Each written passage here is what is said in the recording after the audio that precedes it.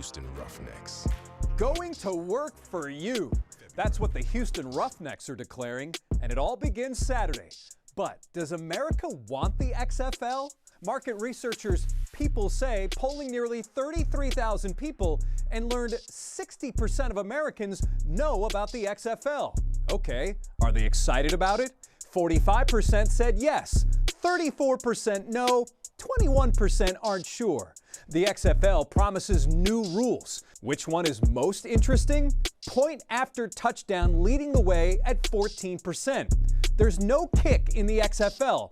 An extra pass or run can be worth up to 3 points. So you could have a 9-point touchdown. And the Houston Roughnecks, who are these guys? Former NFL coach June Jones is calling the shots. His starting quarterback, P.J. Walker, played at Temple. And the team's most recognizable face has to be Charles James, the former Texan, best known for his fashionable socks.